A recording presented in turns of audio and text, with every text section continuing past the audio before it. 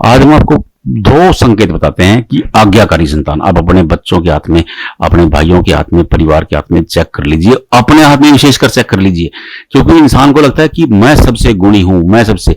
आपको पता लग जाएगा कि आप कितने आज्ञाकारी हैं। देखिए, आज्ञाकारी संतान होने के 11 से 12 संकेत होते हैं। अब एक वीडियो में 12 संकेत पूरा पाना संभव नहीं है। मैं टाइम पे आपको पहले भी एक वीडियो बना चुका हूं इसी पर। आज मैं 2 संकेत आपको और बता देता हूं। देखिए, आज्ञाकारी नंबर 1, अगर आपकी हार्ट लाइन, ये हार्ट लाइन है, ये गो पूछ, ये गाय की पूछ से अगर आपकी हार्ट लाइन शुरू हो रही है, आपकी संतान आज्ञाकारी होगी।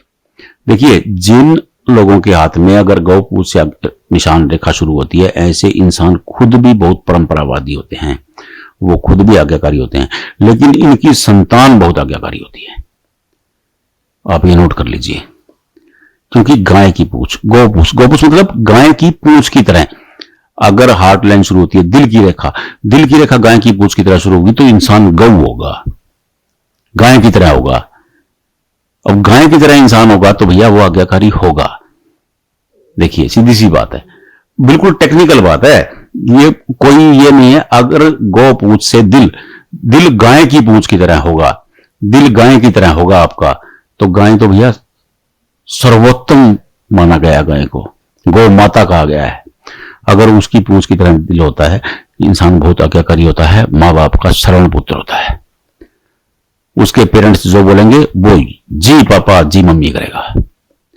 दूसरी रेखा, अगर आपकी छोटी उंगली पर ऐसे रेखा चली गई है, वैसे ये व्यापार की रेखा होती है, व्यापार की समृद्धि, लेकिन ऐसे लोग परंपराओं को निभाने वाले भी होते हैं। देखिए, उंगलियों पर बिल्कुल सीधी लाइनें होना, ये परंपराओं को निभाने वाले लोगों की निशानी है।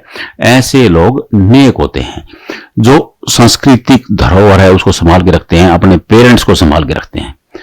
इनके लिए पेरेंट्स, देखिए, मैंने एक व्यक्ति का हाथ देखा जिसकी भाग्य रेखा पर बहुत बड़ा दीव बना था, लेकिन जो उसका आज्ञाकारी का कॉलम था वो बड़ा गजब का था। और उन्होंने कहा कि उनकी शानदार इनकम है, शानदार गृहस्थी है, 2 बच्चे हैं, और वो दीव निष्क्रिय हो गया। क्यों? क्योंकि माता पिता, देखिए मैं अनेक वीडियो में बता चुका हूं, पिता सूर्य हैं। अगर आपका सूर्य खराब है और आप अपने पिता की सेवा करते हैं, आपका सूर्य खराब हो ही नहीं सकता। चाहे सूर्य किसी भी कुंडली के किसी भी ग्रह में हो, अगर आप अपने पिता के आज्ञाकारी पुत्र हैं तो आपका सूर्य खराब हो ही नहीं सकता।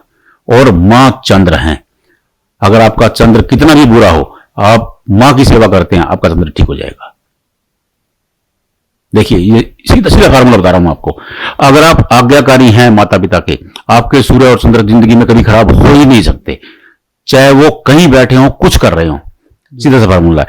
और अब मैं आपको बता रहा हूं दूसरा, अगर यहां पर ऐसी रेखा बनी है बुध पर, यह बंदा बहुत आज्ञाकारी होगा। अब मैंने आपको बता दिया, आप अपनी हथेली में चेक कर लो। देखिए, पता क्या है, इंसान कितना भी रूड हो, उसको लगता है कि मैं ठीक हूं। मुझे भी ये लगता है, क्योंकि ये ह्यूमन मेंटलिटी है, हमारी सोच है ऐसी कि हमें इंसान को अपनी बुराई दिखाई नहीं देती, उसे ये पता लगता कि मेरे में क्या बुराई है। तो मैं इसलिए बना रहा हूं कि आपकी हथेली में ये है या नहीं है, आपको पता लग जाएगा आप माता पिता के कितने सेवादार हैं। देखिए, अगर आपका सूर्य ठीक नहीं है, आपको लग रहा है कि घाटा हो रहा है, आप पिताजी की सेवा करनी शुरू कर दीजिए 40 दिन में। आपको दावा करता हूं, आप उनकी हर बात का, उनके हर आदेश का पालन करना शुरू कर दीजिए, 40 डेज में आपका सूर्य ठीक हो जाएगा। तो मैं वही बता रहा हूं, अगर आप पेरेंट्स के सेवादार, अगर आपने अपने बच्चों का देखना है तो अपने बच्चों की हथेली में ये चेक कर लीजिए, आपको पता लग जाएगा कि आपकी संतान कितनी आज्ञाकारी है, आपकी कितनी सेवा करेगी, समझ में आ जाएगा। आपके नहीं समझ में आ रहा है फिर भी कमेंट बॉक्स में भेज दीजिए, लेकिन ना समझने वाली तो बात ही नहीं है, समझ में आ जाएगा। फिर भी मैं कहता हूं कि 1% समझ में नहीं आता तो कमेंट बॉक्स में भेजिए, बता देंगे आपको।